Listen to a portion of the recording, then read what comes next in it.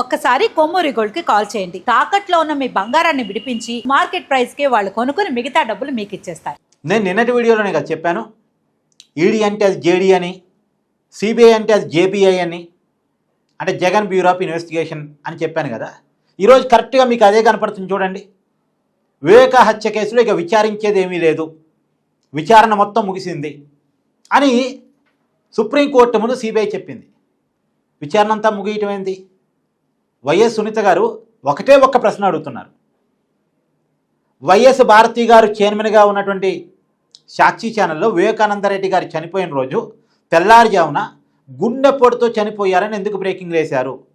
గుండెపోటుతో చనిపోయారని సాక్షి మీడియాకి చెప్పింది ఎవరు? చైర్మన్గా వైఎస్ భారతి గారు ఉన్నారు కాబట్టి వైఎస్ భారతి గారికి చెప్పింది ఎవరు? వైఎస్ వివేకానందరెడ్డి గారు చనిపోయినట్టు జగన్మోహన్ రెడ్డి గారికి ఫోన్ కాల్ వచ్చిందని అజయ్ కలాం రెడ్డి స్టేట్మెంట్ ఇచ్చాడు.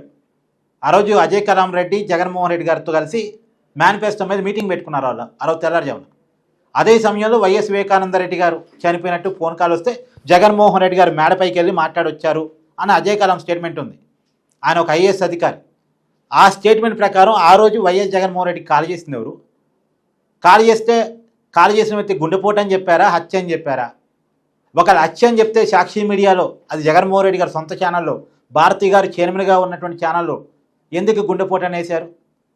ఎందుకు మసిపూసి మారేడికాయ చేయాలని చూశారు? ఆ రోజు వైఎస్ సునీత గారి గనక ఆమె డాక్టర్ కాబట్టి, ఆమెకు అనుమానం రాబట్టి, ఆమెను రీపోస్ట్ మార్టం అడగబట్టి, ఆ రోజు ఉన్నది జగన్మోహన్ రెడ్డి ప్రభుత్వం కాదు కాబట్టి, ఆమె అడిగినట్టు రీపోస్ట్ మార్టం చేశారు కాబట్టి, అది హత్యగా తేలింది కాబట్టి ఇప్పుడు మనం హత్య అని మనం మాట్లాడుకుంటున్నాం. కానీ లేకపోతే ఏమై ఉండేది? ఆమె డాక్టర్ కాకపోయినా, ఆమె రీపోస్ట్ మార్టం అడగకపోయినా, ఆమె అడిగినా సరే అప్పుడు ఉన్నటువంటి ప్రభుత్వం జగన్మోహన్ రెడ్డి అయ్యి రీపోస్ట్ మార్టం చేయకపోయినా అది మనం గుండెపోటని నమ్మేవాళ్ళం, అయిపోయేది. అసలు హత్య కేసుగా ఈ కేసే ఉండేది కాదు. తర్వాత కూడా సునీత గారు జగన్మోహన్ రెడ్డి గారు అధికారంలోకి వచ్చి కోఆపరేట్ చేయకపోతే ఆమె కోర్టుకెళ్ళి సిబిఐ ఎంక్వైరీ వేయించుకుంది. ఆ సిబిఐ కాదు, తర్వాత జేబీఐగా మారింది, జగన్ బ్యూరో ఆఫ్ ఇన్వెస్టిగేషన్గా. అందుకే ఆమెకి ఇప్పటికీ న్యాయం జరగలే. కనీసం ఉన్నంతలో న్యాయం ఏంటంటే ఎవరు చంపారనేది కొంతవరకు తెలిసింది. వైఎస్ అవినాష్ రెడ్డి దాంట్లో నిందితుడిగా చేరాడు. అసలు వైఎస్ సునీత గారు లేకపోతే ఆ రోజు రీపోస్ట్ మార్టం జరగకపోయేది కాదు, హత్యని తెలిసేది కాదు, ఆమె కోర్టుకు పోకపోతే సిబిఐ పడేది కాదు, వైఎస్ అవినాష్ రెడ్డి నిందితుడిగా చేరేవాడే కాదు. అదో గుండెపోటుగా మనం అంతా అనుకొని ఇక ఇప్పటికి ఆ ఇష్యూని మర్చిపోయి ఉండేవాళ్ళు. సరే, ఆమె అంత పోరాటం చేసి సిబిఐ ఎంక్వైరీ వేయించుకున్నా జరిగిన న్యాయం ఎక్కడ? ఎప్పుడో 2021 స్టార్ట్ అయింది జేబీఐ విచారణ, జగన్ బ్యూరో ఆఫ్ ఇన్వెస్టిగేషన్ విచారణ. ఇప్పటికీ 2026లో ఉన్నాం మనం. ఈ 5-6 సంవత్సరాల కాలంలో జరిగిన అప్డేట్ ఏంటి అంటే 6గురి మరణం. ఈ కేసులో నిందితుడిగా, అనుమానితుడిగా, సాక్షులుగా ఉన్న 6గురు చనిపోయారు. 6గురు చనిపోయారండి. అంటే చనిపోయిన కుటుంబానికి న్యాయం చేయటం పక్కకు పోయింది, ఇంకొక 6గురు చంపబడ్డారు. అనుమానాస్పదలో చనిపోయారు, చనిపోయారు, మొత్తానికి ఏదో రకరకాల అనుమానాలు. అంటే ఇంకొక 6 కుటుంబాలకు అన్యాయం జరిగింది. జరగాల్సిన కుటుంబానికి న్యాయం జరగకపోగా ఇంకొక 6 కుటుంబాలకు అన్యాయం జరిగింది. ఇప్పుడు ఈ 7 కుటుంబాలు, చనిపోయిన 6 కుటుంబాలు, వివేకానందరెడ్డి కుటుంబం, 7 కుటుంబాలకి న్యాయం చేయాల్సినటువంటి సిబిఐ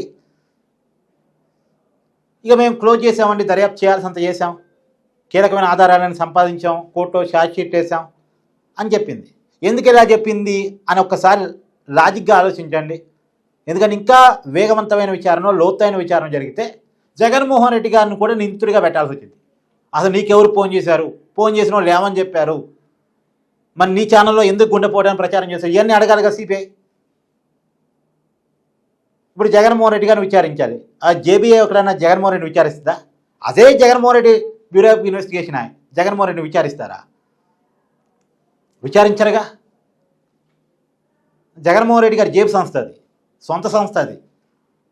జగన్మోహన్ రెడ్డి గారు విచారించరుగా. పైగా ఇప్పుడు ఆ కేసులో ఇంకా విచారణ అవసరం అని చెప్పి సిబిఐ చెప్పింది అనుకోండి, అదే జేబీఐ చెప్పింది అనుకోండి, ఏం చేయాలి? మళ్ళీ అవినాష్ రెడ్డి బెయిల్ క్యాన్సిల్ చేస్తాం కోర్టు. అందుకని అసలు ఈ గోళంతో ఎందుకు? జగన్మోహన్ రెడ్డి గారిని విచారించడం, అవినాష్ రెడ్డి గారిని బెయిల్ క్యాన్సిల్ చేయడం ఎందుకు? ఇదంతా జగన్ గారు చెప్పినట్టు లేదంటే విచారణ మొత్తం అయిపోయింది క్లోజ్ అని చెప్పేసి కోర్టు ముందు చెప్పింది. చూడండి, వైఎస్ వివేకానంద రెడ్డి గారి కేసులో ఇక న్యాయం జరిగిద్ది అనేటువంటి ఆశ ఇంకెవరికన్నా ఉందా? ఎవరికన్నా ఉందా? మీకేమైనా ఉందా ఇంకా న్యాయం జరిగిద్దని? ఇప్పుడు సునీత గారి కుటుంబంలో విషాదం, జగన్మోహన్ రెడ్డి గారి కుటుంబంలో ఆనందం. నాకు తెలిసి ఇలా తాడేపల్లి ప్యాలెస్లో టపాసులు పేరయ్యాం. సారీ టు సే, అంటే వ్యవస్థలు ఇలా ఉన్నాయి. అందుకే నేను సిబిఐని జేబీఐ అంటున్నాను. మీ అభిప్రాయాన్ని కామెంట్ చేయండి.